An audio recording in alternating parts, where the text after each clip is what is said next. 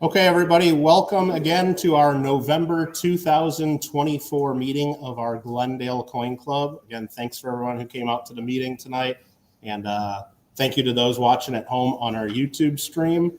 Let's go ahead and get the meeting started with a Pledge of Allegiance.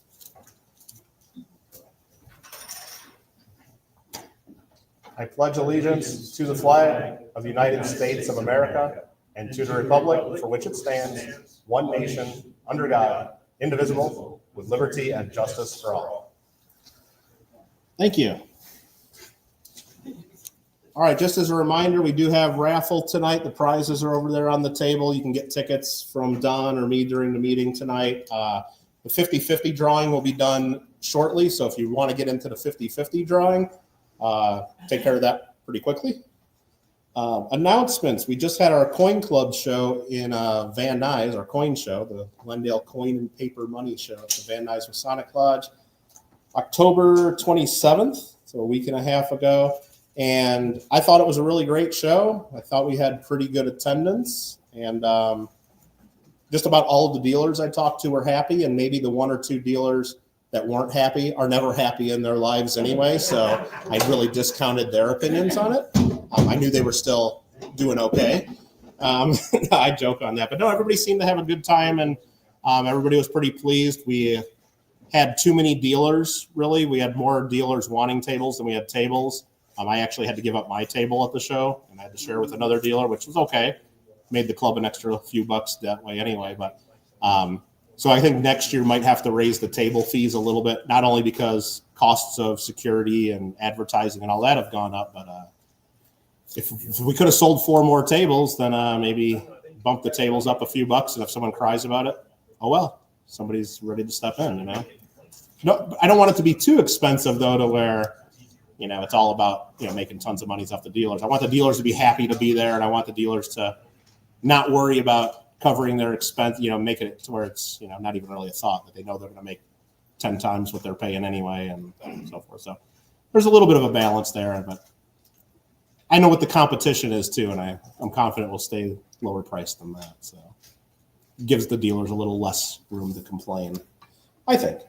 But definitely want to thank the volunteers from the club who really helped make the show happen, particularly John and Rosemary Duff, who helped out with the kitchen, and Andre and his mom with that as well. Greg Berkovitz, Ed as well, helped out a lot. Do appreciate that. And then we had Lynn at the front table pretty much the whole show, trying to win all of our raffle prizes. So how many did you win this year? Just a couple, I think. Yeah, I think just a couple. She didn't win the big prizes. So she won 2. Yeah. She won 2 big prizes? No, two regular. Yeah. Oh. Yeah, we gave away an ounce of silver every half hour, and then at the end we had some bigger prizes. And top prize was a 10th ounce gold. So, but yeah, again, the show doesn't happen without our club volunteers, so definitely thanks to them, and I mean, it just doesn't happen without them. So altogether, the club made a profit. I don't have the exact number in front of me. There's still actually a couple of reimbursements I need to make to one person at least. It's going to be about $1,200 profit for the club. In years past, it used to be at least $1,500 profit for the club each time we would do the show, but rent for the Masonic Lodge was a little cheaper, and we used to pay $200 cash for security for the whole day. Now security is like $1,000 cash. So it's security expense is the biggest change, and rent has gone up. And again, we really haven't kept up. Well, and then prizes for the show too. I mean, we used to spend a couple $100 in raffle prizes, and now if you're giving away an ounce of silver every half hour plus gold at the end, it's, I think our budget for the prize, we've spent a little over $800 on the prizes just there, but it's and we've never raised admission price at the show either. Maybe we should raise that $1. I don't know if it's necessary. I mean, I don't know. We can talk about that before we get to our next show. But our next show is scheduled for October 26th, 2025, so a year after our last one. This year, I guess, we did 2 shows. We did one in March and in October because Verdugo Hills still had that date on calendar and still had that date reserved, and we just figured we filled that in because it was already advertised. And if Don didn't move to Alaska, maybe we'd still do 2 shows a year because he was there doing at least half the work. And then, but without Don, it makes it a little tougher. And And I don't know if we want to be doing 2 shows a year either. I mean, it would make a little more money for the club, but unless we had an abundance of volunteers helping out with each show, which we really don't. We had just enough really this time, which was great. Yeah, I don't know if it makes sense to be doing 2 a year. And it's easier for the dealers to sign up just for the one to support the club than. So anyway, that one will be October 26th. There's the only issue with next year's show is that the Long Beach show moved from September to October now. So their show is October 23rd through the 25th. And so we will be doing our show the day after the Long Beach show now. And a couple dealers told us, oh, you need to move your show now. I'm like, well, yeah, I mean, we could look at it, but where would we move it to? You know, I mean, it's like if we move to any other date, we're going to conflict with something else potentially. And then it opens up that weekend to whoever looks at it the next time. So they're going to be in someone else scheduling that. And I don't think, I talked to enough of the dealers at the show that I don't think it's going to be an issue. It's not ideal, but I don't think it'll be an issue. Now, if going forward, Long Beach continues to schedule that week. I mean, they've never scheduled, at least as long as I've been going to Long Beach, in October, but now they do this one at the end of October. If they keep doing it that date, maybe we'll look into it. But yes, John. For any of the local dealers that would maybe have a problem doing our show after Long Beach, it opens the opportunity, though, for some of the national dealers that come to Long Beach to maybe stay one extra day and do a good club show. Because I can tell you as a dealer, doing club shows is a lot more enticing currently because club shows normally bring in more people than do shows that are simply done by a horse promoter that may or may not have a regular group of people coming. Okay. Yeah, that's something to think about as we start working on our show next year and start filling up the room. If we get any pushback from people, because right now we don't have to do any advertising and talking to anybody. If everybody just says, I want my table, then it's easy. But if we get pushback from a few people saying, oh, I can't do it because it's a day, then you're right. We can ask people that we know are at Long Beach, hey, if you're in town or if you want to stay one more night, then yeah, it might make it pretty easy there. Well, and flying out, for those who fly, flying on Sunday is a lot more expensive than flying Monday. True. Yeah. All right. Good point. Thank you. All right. Again, thanks to everyone who not only helped out with the show, but just everybody who attended the show too. Just showing support for our club and the dealers. It definitely helps everybody. So thank you for that. All right there. How about, another thing to point out, Veterans Day Monday. So if you're planning on going to the post office, maybe wait till Tuesday on that. But yeah, Veterans Day, important holiday. Make sure to thank all those who served. It's Remembrance Day in Canada. So if you're a Canadian viewer out there, Alfred, watching, I know it's Remembrance Day. It all originated as Armistice Day, though, at the end of World War I. Everybody called it Armistice Day to celebrate the end of that. And there's actually been a push, I've been reading about it, to either move Veterans Day to a different day on the calendar and go back to calling this Armistice Day, because the Veterans Day to thank and honor all those who are veterans of our armed forces is a great thing. But Armistice Day was more about, trying to strive for world peace and celebrate the end of a war and trying not to have wars. So the meaning of that has kind of gone in some people's opinion. And sort of, I don't know, just something that I saw out there that maybe they're going to, or at least people pushing to try to move Veterans Day to a different day on the calendar and go back to celebrating Armistice Day for the end of World War I. Other things on the announcements, you guys saw in the email, there's an event in Van Nuys at Masonic Lodge on November 17th in memory of our club member Gordon O'Rourke, who passed a few months ago. So if you're planning on attending that, make sure you RSVP to our family. Again, all the information was in the email. If you need that information from us, you'd see me or Don, and we can get that to you. But that'll be on November 17th.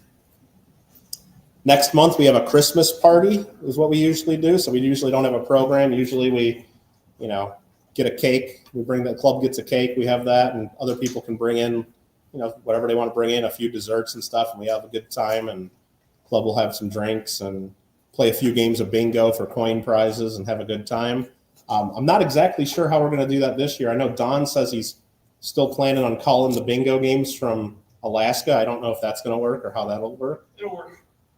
Even though the speakers in here don't work and no one will be able to hear you. That'll work. We'll figure it out. Well, apparently we're going to figure it out. And but I have bingo cards. He left those with me, but he's going to be on the screen here. So I know if I have my computer, I can hear through my computer, no problem. It's just I talked to the librarian today. These front speakers just don't work, and I say, "Are there?" What? We did last year. No, we didn't. Yes, we did. We did. Absolutely. Okay, I don't remember, but maybe the speakers worked then because we had a presentation last month and people could hardly hear it. We'll figure it out. Apparently, we'll figure it out. But no, it should be good. So the plan is the club will provide drinks. We'll probably get some of the sparkling apple juice. People seem to love that. We'll get and we'll have what's that? No beer. Well, BYO. Well, no, it's a public library. We're not allowed to do that. But if I don't see it now, no, of course not. Of course not. No, we'll play a few games for some coin prizes, and we'll have a good time. And if everybody brought in something they want to share with people, that'd be great. But the club will have a cake and beverages for everybody, and it should be good.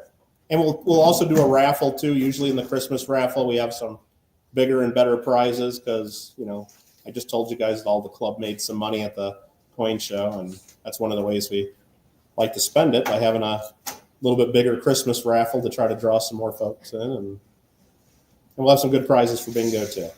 They used to call it Coino, didn't they? But there's two O's in Coino, so that doesn't really work. But It used to be called coin. it used to be. Let's not go there. I think maybe when Don became president, and then I followed suit. Got rid of the. It's called bingo now. It's called bingo because Jerry and Mary were here. That's Is that what it was? Okay. And then when Mary moved, But there's two O's in Coino, so I understand. you can't do I Coino. understand, but when Mary moved away, some president decided to change it. Rightly so. We're playing bingo. Right? Well, if it was totally up to the president, we probably wouldn't know. We went from 10 games to 5 games. Yes. We did that. Like 10 games. 10 games, and last one was always blackout. We went to 5, and so was blackout. Absolutely. Okay, does anybody else have any other announcements for tonight? Anyone? I guess one announcement is it appears we've had a donation of a bunch of coin supplies that came in. So there's a bunch of boxes of stuff there up on the table with the auction items. I don't know if Don will do that first or after the auction items, but he's been putting them in groups of stuff. So if you see anything up there that you're loving, we're probably just going to start everything in groups wherever he decides at $1 or something, and all the money will go towards the club because it was a donation to the club. And if whatever group doesn't sell, we're just going to add it to the next group. yeah, Like if no one's like, I don't want that for $1, no problem. We're just going to add the next group to that because we're not taking. So if you see something up there you're like, you be prepared to give a few bucks to the club, it sounds like. So appreciate the donations. Don, are we, and other announcements. The only other coin show I know of is in mid-December in Van Nuys. There's another show at the Van Nuys Masonic Lodge. I don't know of any. And then there's a beginning of December Anaheim monthly show. First Sunday. The first Sunday of December. And then these are But other than that, I guess you're waiting until 2025. It's coming fast. Are we ready for a 50-50 drawing, Don? Are we ready for a 50-50 drawing, Don? We're not ready. Okay. Great. All right, then. Well, I guess tonight we had a program scheduled. The speaker could not be here to speak tonight, had some family business to attend to. And I had enough notice of that, so we could have probably tried to arrange another program. But in talking with our vice president of the club, we haven't done an extended show and tell in a while. Usually show and tell, we only spend a minute a person or so on the items. Extended show and tell, gives people a little extra chance to talk for 2, 3, 4, 5 minutes or so, whatever you want to go over something a little more. Like if you want to talk a little more in depth about something, show off 3 or 4 things, but not enough to where you want to come to us and say, hey, I got a 10, 15-minute presentation I'd like to do, and we'd just reserve a month for that. And I know that some of our viewers in the online audience, they say that show and tell is their favorite part of the meeting because they get to see a bunch of stuff that the folks here collect, and it's fun. So tonight we decided we'll do an extended show and tell, and that should be good. And knowing that we were doing that with a few days' notice, I reached out to a couple of our viewers of the online part here, and one of them sent me some pictures, and I had a couple coins that I had sold to them that not shipped yet. So I have a couple show and tells for some of them as well. So I'll be doing a couple of them tonight for them. So I guess if Don's not ready for 50/50 and are still buying some tickets, we can go ahead and proceed with our show and tell. And I'll go ahead and get the list of that and see who's first. And if you haven't signed up for show and tell, you'll still have a chance to do that. But first up here is going to be, we'll start with Dennis Mack. That would be Dennis. And again, when you're doing show and tell, we can show things here under the camera so the people at home can see. And when you're talking, remember this here is the microphone. You don't have to speak right into it. It picks it up as long as you're in the vicinity. But if you're standing over there, it won't pick you up. Everybody can't hear me, raise your hand. Okay. If I can bring the stuff over to you as I described it. Fair enough. I brought in a bunch of stuff because we're going to do a spinning thing. So I wanted a couple of my favorite coins and just showing you on the microscope what some of these are. This one is Alexander the Great. And it's in pretty nice shape. Then the thing that's unusual is, you gotta remember when they made these things, they engraved the dies by hand. They didn't have microscopes, they didn't have magnifying glasses. They just had damn good vision and a steady hand, because when the Greeks in Mysia made these coins, this is a 2x2 flip. Look at the size of the coin. That is 1/4 of an oval. This one following it is 3/4. You look at it, you can barely tell that they're different sizes. Okay? But they're actually 2 different sizes, 2 different weights. The images are the same images. A front part of a boar, which is a wild pig, with a fish behind him. And yeah, the other side is the head of a lion that's roaring.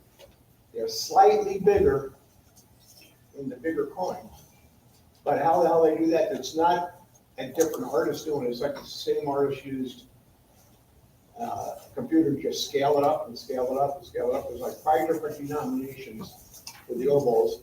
And they're all the same one. One's a little bit larger, a little bit larger, a little bit larger, a little bit larger. How the hell did they do that? Does anybody have any ideas?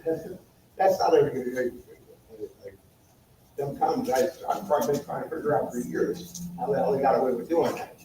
Because this was being done, some of these coins circulated for 50 or 70 years, being made over and over again. And they're made in this mint, that mint, the mint over there, and they all got the same image on them.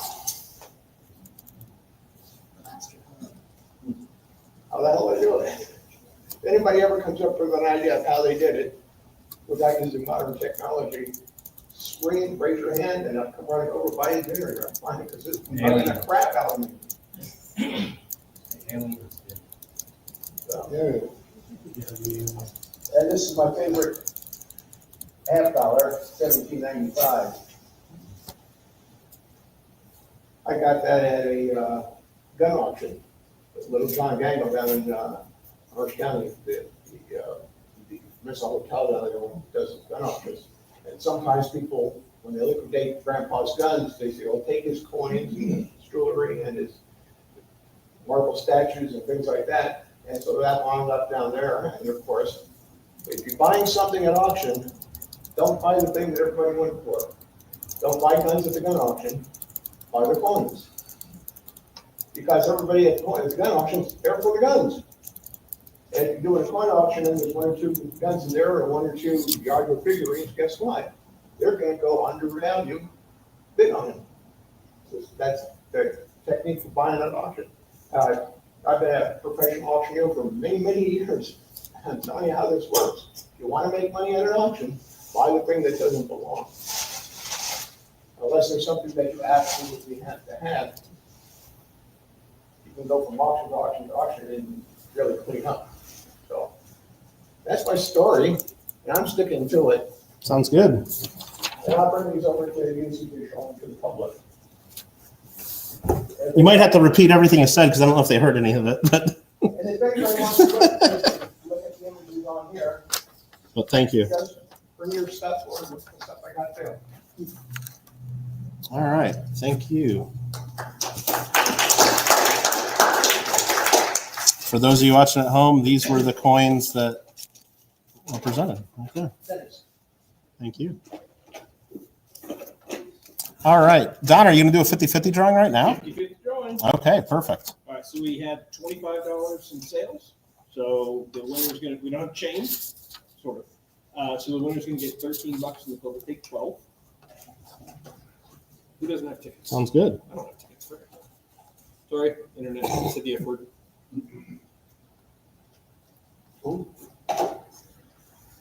It is 672-844. 672-844. Is that one of my tickets? Let's see. That's me. Oh, it's not me. Mike? So I'm gonna take it as. Mike Cooper. Oh, okay. Oh, very cool. Cool. Thank you, Mike. All right, next up for show and tell is Kyle Preston. He lives in New York, so he's not here, but he did send in a picture and he bought raffle tickets tonight too. So he sent in this coin here. You can see on the screen there. Well, people at home can see it a lot easier, but it is a 2014 gold medal. Thank you. 2014 gold medal of Dwight Eisenhower for the 70th anniversary of D-Day. And it was made by Dan Carr of the Moonlight Mint, who also in 2014 made our first coin club medal that we had in many years for our 55th anniversary. And this is a 1/10 ounce gold coin. And Kyle really likes that coin in particular because he likes a lot of World War II coins. He collects a lot of World War II stuff. And his birthday is June 6th, which is the D-Day anniversary. So really cool piece. And he said when he bought this one, this was his very first gold coin. So pretty fun one. So thanks, Kyle, for sharing that with us all. Very cool. All right. Next up is going to be Steve Sussman. Thank you. Put the $12 already in there for the 50-50, stuff on one side, and then that's what came in. Oh, okay, cool. Thanks. Thank you. All right, Steve. Okay, I'm gonna do all this in 5 minutes. Do your best. No pressure. These are half reales. Okay, 1 real in the Spanish colonial empire, right, was 0.9306 fine silver. Was 3.195 grams. But I'm dealing with half reales, and I have half reales of all the Spanish colonial kings from 1536 to 1825. So that's what I'm going to show you, and I'm going to say a little bit about each king, and I'm going to do this in 5 minutes somehow. So Charles I, 1516 to 1556, grandson of Ferdinand Isabella. He was a co-regency with his mom, Joanna, that he had locked up in Spain during the reign. So he basically ran the show. I gave him a rating of 6 to 7 because he's building up the empire, although he wasn't like he's trying to make things look good. She was probably depressed after her husband died. Then Philip II comes in there from, I don't know if these are both or not, but 1556 to 1598. Brought in real power in the Spanish colonial empire, expanded the empire, gave him a rating of 9. A very capable king. Then Philip III came in, gave him a rating of 5, 1598 to 1621. The plague was around then. The population of Spain imploded. Not so good. This is Philip III. I need to get that slab. This from Collar and Claw auction. Nice coin. Then Philip IV was from 1621 to 1665. I gave him a rating of 2. There was the 30-year war during his reign. A lot of bad relations. Not very good. Again, 1621 to 1665. And I don't know if I got, there's another one from Philip IV. Then Charles II was from 1665 to 1700. Here's the coin. I've got to get this slabbed. Charles II, he was labeled the bewitched. He was kind of the victim, inbreeding, kind of made him look funny. But the one thing he did is he said, okay, this is the end of the Habsburg Empire. It's time to bring in the Bourbons. I'll bring in Philip V. And there was a war of succession that occurred. Philip V basically did one out, was the king from 1700 to 1724, and then 1724 to So 1746. Steve, I'm not going to cut into your time too much. I'll let you keep your time limit there. But so is this one the way they just made that, or is that one cut to make like they used to cut like the 8 rails into bits? Nope, that's just the way it is, That's huh? the way it is. It almost looks like that though, like they cut it. Yeah, the main thing was the weight. Okay. So it had to be 3.195 grams divided by 2. And someone in chat already is asking, who's Sidney Martin? Was that like a big collection of these types of coins, or do we know? These were some from major auction houses, and these were certain individuals' collections that were, some of them pretty famous. Yeah, and usually for individuals. PCGS to do a special label for your collection, it's probably Yeah. So a it gives you world-class collection. Or it gives you big deal. Provenance. Provenance. Some people say pedigree, but I always learn pedigrees for like dog breeds, so I don't call it pedigree. Okay. I call it provenance. Okay. I keep thinking of food. Okay. So Sorry to interrupt. Okay, so we're over at Philip V now. I think 1700. I mentioned 1700, 1724, then 1724, 1746. His son, he abdicated for son Louis I, who was king for 6 months. I have the coin with his monogram from Louis I, so it's very rare. He got smallpox and died, and so then Philip V had to take over again. Then Ferdinand the Seventh. And I gave Philip V a rating of 8. So while Charles II, which got a rating of 3, Louis I got a rating of 3. I mean, probably not fair, but he never had a chance. And then comes in Ferdinand VI, gave him a rating of 8. 1746, 1759. Progressive modernization of the Navy, diplomatic. He was fine till he loved his wife. His wife died, and he was done. He couldn't do it anymore. He's got a lot of detail there. And then we've got, let's see, and then we've got, where are we now? Is that Ferdinand VI? So this is also, okay. Somehow I got in,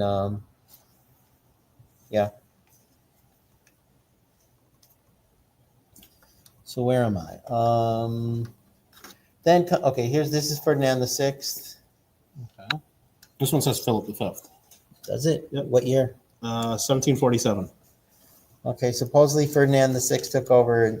There's always some disagreement, and sometimes there's errors, sometimes from the grading company. But for you viewers out there, take a look and make some corrections. Text in. And I could make a mistake, although I'm never wrong. No, I'm kidding. I make mistakes. Kyle on this one, he was asking, he didn't see the hole. There is, if I get something white behind it, you can see a little tiny hole, but it's got tons of detail. Beautiful coin. Okay, this one is 1749 Mexico. You notice that the coins I get are the ones I like are either from Mexico City, which was the Viceroyalty of New Spain, or Lima, which is the Viceroyalty of New Castile, or Potosi, which is the Viceroyalty of La Plata. Then this is the El Cazador survivor, found in we've got, what year is that one? 1763. Okay, so that brings us over to Charles III, which I also gave him a rating of 8. He promoted science, trade, commerce, was quite a good leader. Then then we've got over another Charles III, I guess, 1781. Then we get over to, anyone getting bored yet? No. Then this one's just not in great shape. Who's on? And you can kind of see the king if you look at the side. Charles III or Carlos. Yeah, Carlos III. That's correct. Then, and then finally we get 1800. So we've got Charles IV. He took a very passive role. His wife and the prime minister basically ran the kingdom at that time. I gave him a rating of 3. He liked to go hunting.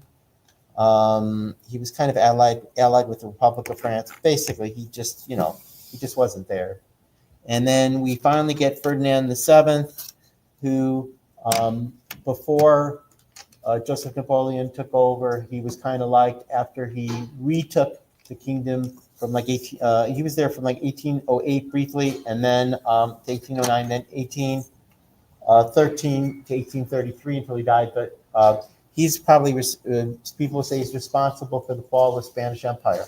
A lot of countries became independent, but they wanted to give some loyalty to Spain. And he said, no, I want you to be vice royalties. I don't want you to be independent countries with royalty Spain. And so they said, well, screw you.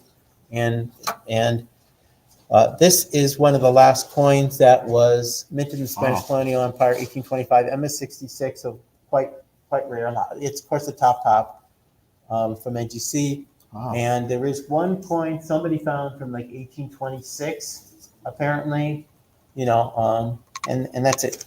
Beautiful. Well, thanks, Steve. That's a heck of a collection you got going on there. Okay. An MS66, that's pretty impressive. So maybe, I guess I could do a show. I could You go could in more definitely detail. you could absolutely turn this into a full presentation if you wanted to, but no, beautiful stuff. Thank you. And thanks for sharing. And you got a bunch of holy cows and gorgeous coins and stuff in the chat. So it takes some work. Oh, I bet. Next up is going to be Mr. Alfred R., who comes from Canada. So he could not make it to the coin club. Traffic was a little too heavy tonight. But he recently sent this set here to me as a donation to my YouTube channel, because we do a monthly giveaway on there. And he sent a few coins, including this set right here. And this is something he said he wanted to share for show and tell anyway. He was going to send me pictures, but I'm like, no, I got one right here. So this is part of a giveaway we do. If you go to my channel on YouTube, you can find monthly free coin giveaway and get in. There's this plus a bunch of other stuff that he donated and that I added in too. But this is a set that the Canadians came out with this year, 2024, 100th anniversary of the Royal Canadian Air Force. So very cool. And it's a couple of $2 coins. One that's just a regular circulation, and then one is colorized, but they also circulate these too. It's just a more limited number of the colorized coins that they do, and goes over some of the history of the Air Force there. And they call these toonies, I believe, the $2 coins. The information there in English and French for those of you French speakers. But no, just a really cool set. And again, Alfred, thanks for sending this in. Got Charles III there too. Not Carlos III, but Charles III from the British Empire there. But really cool set. And again, you could win this for free if you enter the video on the channel too. But thanks, Alfred, for supporting the club and supporting the channels. Absolutely. All right. Next up after that is Mr. Michael Cooper.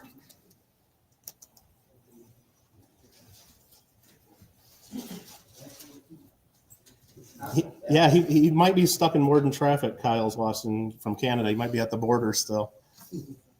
Need his papers, please. Okay, How you well, doing, Mike? good.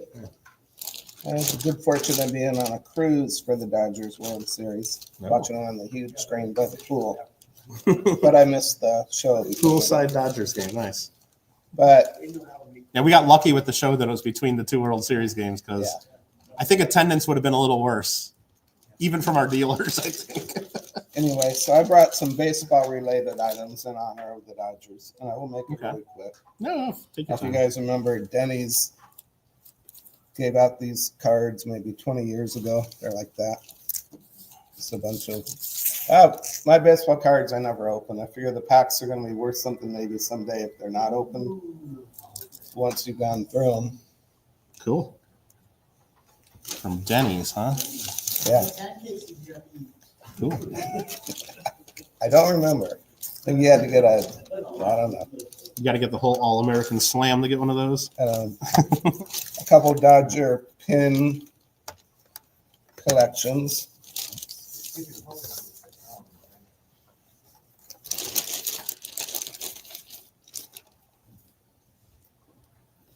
And when are these from about? Oh, it says right there, 1991. Yeah. Okay. And this one was 1990. Okay. A Lou Gehrig first day of issue stamp. Oh. 25-cent stamp, huh? Yeah. So yeah, that wasn't yesterday. They've gone up in price a little. Yeah. That's a cool medal, though, that they show on there. 50th anniversary of the Hall of Fame. It looks like it's for. Sweet. And then only baseball card that the Mint made, along with a $5 gold coin, a patch, and a pin. The Jackie Robinson set. $5 gold coin, nice. Very cool. And that's it. Yeah, that's a popular one for sure. Thanks, Mike. And even though I didn't grow up in this area, I was glad to see the Dodgers win if anybody was going to win there. Especially over the Yankees, They beat right? the Yankees. Yeah. Now, usually when it gets down that far, if my team's not in it, I'll cheer for the National League for sure. Absolutely. All right. After that, we have Dennis R. He says he's going to show error question mark, it says. Okay. Thanks again, Mike. I brought in some Dodger stuff too. So we should be able to let them see that on TV. And being I said errors, we'll put it this way. It's a scarf. What do you need a scarf in Los Angeles for? It's cool when you come up here compared to where Yeah, I guess live. it's probably 60 out right now. That's true. And I have my hat from Dodger Okay. Stadium in 1967 or 1987. 87, yeah. 25th anniversary, huh? They didn't win on that game when I went. No? They played the Pirates and got whipped in the playoffs. And then I brought in some weird stuff. Here's a nice gold-plated British penny. Here are a couple of coins I got when I bought a toolbox. And they're fakes in various stages of being made.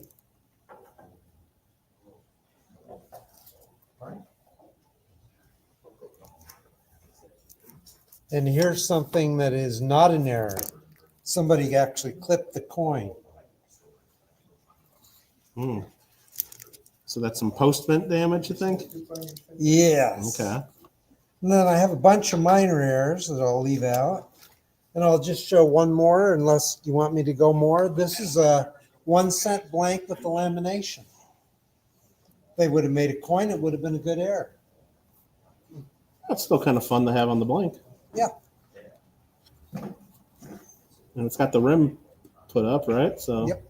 Type 2 blank. Type 2, that's what they call it. I was trying to think. Well, cool. And I have more. Yeah? Anything else that you want to show? I also brought in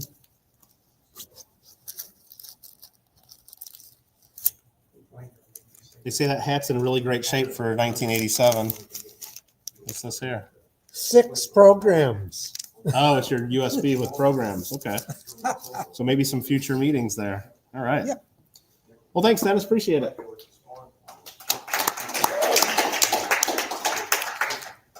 Next up is our viewer that those of you in the room should know pretty well. His name is Green Go, OG22, and he's the one that wins all of our raffle prizes all the time because he buys raffle tickets for every meeting. But guys, we're trying to keep it down a little bit, please. Thank you. We're trying to have every now and then I sell some coins on YouTube there, and he bought this one from me recently. He said he always wanted one of these, and I haven't shipped it to him yet. So that's why I have it here for his show and tell. And this one here is an Australian kookaburra for the 25th anniversary of the kookaburras, 1990 through 2015. And it's a $30 face value. And it's a kilo. 1 kilo, heavy coin. And he's never seen it in person yet because I still have it and I didn't ship it to him. But this one's a pretty cool one. It's the 25th anniversary. It's got a Perth mint mark there, but it's P25. They did a special mint mark for that. So, and it's a heavy coin. And I sold it to him a while back. And now that silver's gone up, I kind of want to go back and adjust the price on it before I mail it to him. But I don't think he'll let me get away with that. So, but if you guys wait long enough, I'll eventually ship it to him. And then he'll eventually do a video for his YouTube channel showing it off. And you'll get to see it again from Florida because he's in Florida. So thank you, Gringo, for letting us show that and for buying tickets at all of our meetings as well. Okay, next up, Ed Quone.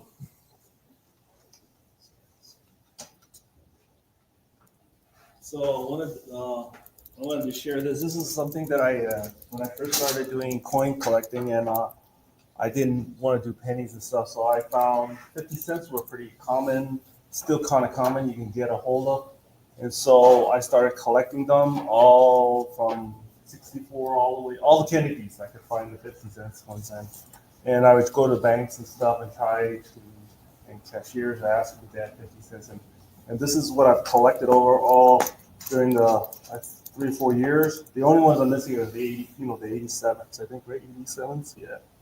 Let's see. Okay.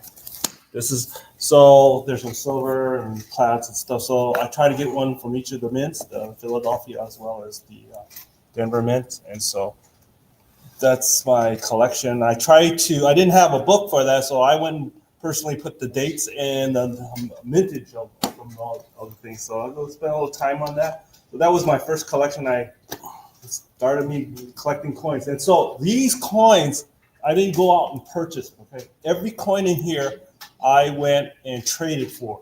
So I didn't pay more than 50 cents for each of these coins. I go to the bank, I get 50 cents, I get a coin.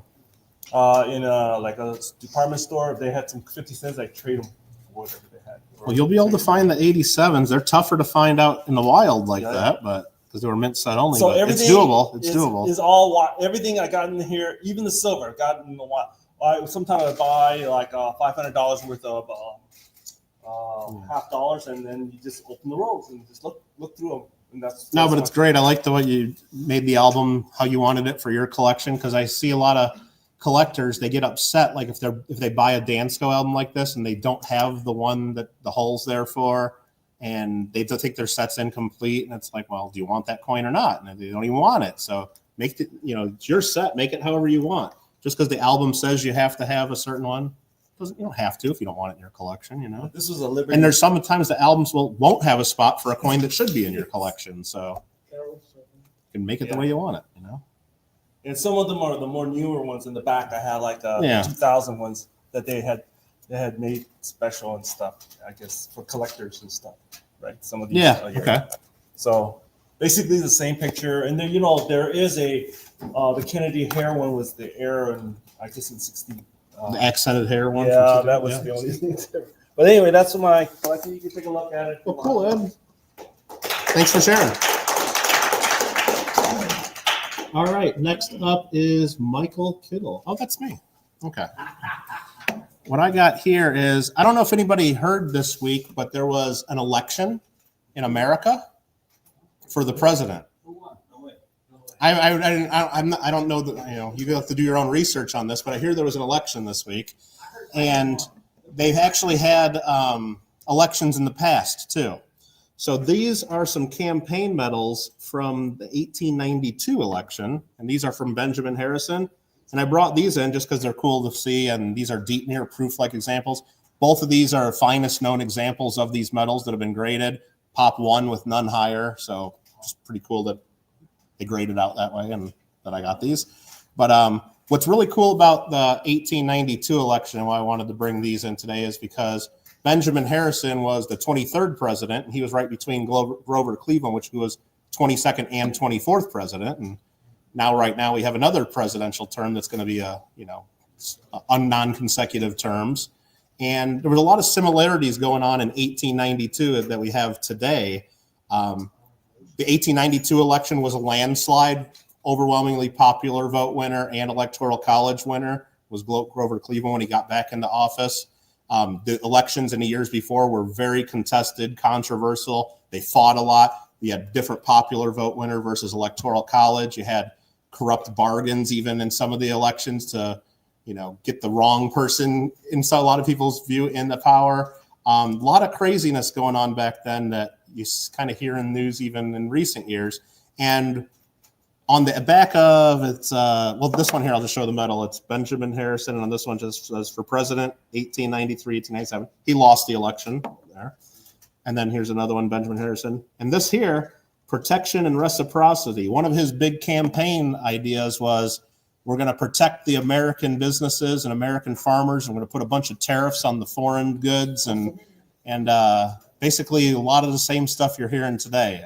There was just especially in agriculture, just American farmers were just, a lot of foreign stuff was coming into the country, and he wanted to protect American businesses. So it's just a lot of similar stuff there, and history does sort of repeat itself, I guess is what we can say on there. But anyway, just brought those to show off. Thanks for taking a look. Hey, Mike, online Yes. they said you ate Roseanne's chocolate coin. Roseanne's chocolate coin. Is that true? That is not true. That is not true. It was a chocolate coin that I had mailed to some friends, and they didn't give it to her. They kept it. Just checking. And it was expired chocolate anyway. It was an old coin that you wouldn't probably want to eat. It was melted. It was no, it wasn't melted. It was probably the size of like a dinner plate, a big chocolate Kennedy $50. And I just bought it for a video just to be funny, and I mailed it to them, and she complains about it. Next up for show and tell is John Samarin. Yes, sir. What do we got? Okay, every so often I cruise eBay and see this, that, whatever. So I was able to get this for $9 off of eBay. When I first saw it, I it has the age range 57 to 1963, but I knew just looking at it, this one over here is way older. Oh. Same with this one, it's older. So the old one, that's Rama VI, and he was in power from 1917 to 1925. Cool. It's a 0.650 silver, so it's it's a bigger than a dime, smaller than a nickel. So the melt's about. It's a cool set. Then this one over here, this is Rama the 8. So it's from 1941. And it's a 10 stang, and it's the same thing. It's a 0.650. Tons of silver. detail, huh? Oh yeah, it's like I said, it's a nice looking coin, because even in the middle ring is those are Thai characters, so Right. it actually says something in the middle. What does it say? Oh, I could go to the internet. And Nah. I could tell you what it says in the middle. Probably says Rama the. Whatever you said there, huh? It's not translated online. Okay. I'm sure if you go to the NGC World Yeah. Coin Guide, they probably have it all on there. So yeah, That's where I usually look. somehow the Numismatia website it has the lettering, but it didn't translate it. So I don't know why they did that. Very cool set. So Yeah. yeah, it was nice that you were able to get that and not just believe what they wrote on the holder. Yeah. So then this one they did like a world tour. So the king and queen, they went around the world to promote the country. So they went to Europe, a whole bunch of other places. So this coin is from 1961, and it's called the Homecoming. So it's like they came back to the country after they were abroad for I think they were abroad for maybe a year or so. And then this one over here is from 1962. Oh no, 1966, and it's for the 5th Asian Games. So like in Asia, they have Asia Games. So on the back, it says the 5th Asia Games, Bangkok, 1966. Ever onward. Let's see. Cool. Okay, so I'll leave it up here for everybody to look at, but So for what would you say, $9? That was a pretty good score, I think. yeah, there's 7 coins there, and it's in a nice plastic case. And Are we going to auction it off to the viewers online? I think they all want it right now. everybody wants it. Yeah. For $9, I'm sure they do. Thanks, John. And well, Nice you just gotta like be a troll on eBay. Hey, you know what? Knowledge is power, right? There you go. Next up, we have Nick.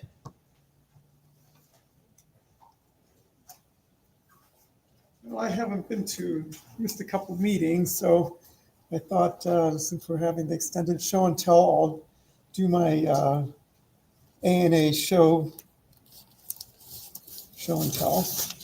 So I was at the Chicago ANA in August, and that's the program. And then they were showing part of that Tyrants collection, the Tyrants of the Nile. And all the coins are inside there. The world's most valuable coin collection, they bill it as. Yeah. Probably not wrong.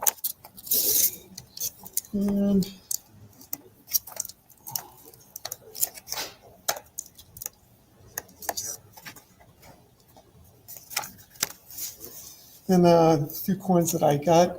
This was a free coin they did for the show, and they gave away so many coins each day. Oh, And then I got a couple things. can't beat that price. No, Wow. and I got this coin, Peter Pan coin. That looks like a stamp, Nick. Yeah, it does. Okay.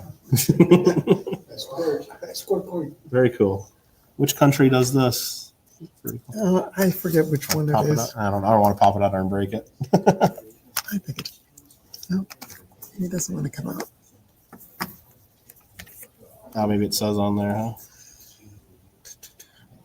Disney. They do. Now you. Okay. Very cool. New Zealand mint. Now you. Yeah. The Chinese. 100th anniversary of Disney, huh? All right. And then I got this English coin. This is Charles I, one sovereign. I mean, shilling. Sweet. Is that Charles III's grandpa then? Charles I? Doesn't work that way. I don't know how many great Great. that is. All right. Very cool. So I think that's the one they executed. Is that right? Okay. That's got a lot of Cromwell detail too, and huh? all that. Yeah. Don't see them like that a lot. Well, anyways, Well, very these good. things. Well, thanks, Nick. Thanks for sharing. Anyone else have some show and tell for tonight? Come on up. No, sorry. You're next, Clarence. I don't have nothing unusual, but when I went to the show, so just catch my attention, like how many versions of the Walking Liberty Sure. they've been making. So the colorized, Colorized with a hologram, huh? the gold. There's the hologram.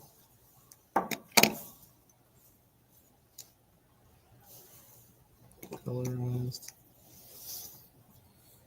And a lot of my friends that get impressed with those. And it's not the value on those, but they're a nice coins. They really like them.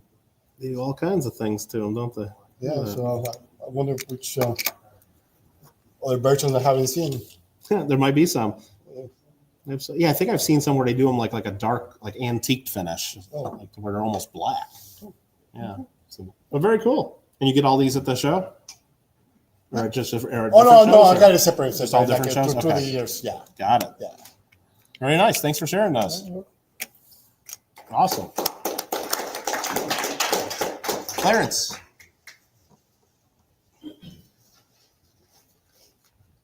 Well, that's something not for show and tell. It's an inflation fact. In '88, because we were talking about the Dodgers, you could get World Series tickets by sending in postcards.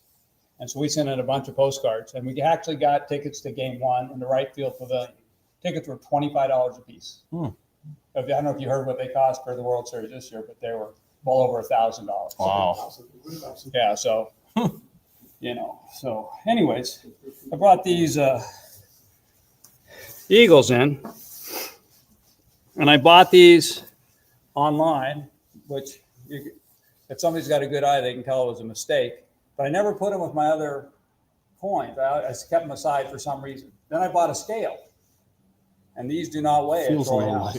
Yeah, they're 0.8 troy ounces. So anyways, they're fake. So, but I had them for years. But I kept them aside for all that time, and so I've given a couple away. So if anybody wants those, I'll give them to the club if they want to auction them off or give them away. That's, but don't try and pass them off as real. But they look to me, an untrained eye. Have you tested to see if it's even silver? I don't even think they're silver. I think I Okay. cut one open. Okay. Yeah. Yeah, So magnet would tell maybe. So anyways, They're from the Shanghai Mint. someone yeah, says. Shanghai man, probably. Well, very cool. Clarence, thanks for sharing those. And anyone else with the show and tell tonight? Don't be shy. No? All right, very good. I think that's going to wrap it up then. Thanks again to all the those that you guys that did share things, and the online viewers do appreciate that as well. And I guess that's going to be it, because usually we go do our program and then we go into show and tell. So if that was our program, we don't do show and tell again. So what we're going to go ahead and do is at the end of the last meeting, we usually, and at the end of each of our meetings, we have a prize that we give out to anyone that left a comment on our YouTube video the month before. And this one, again, was donated by Dorian of DNL Bullion at our coin show. It's a 2020 W quarter Weir Farm.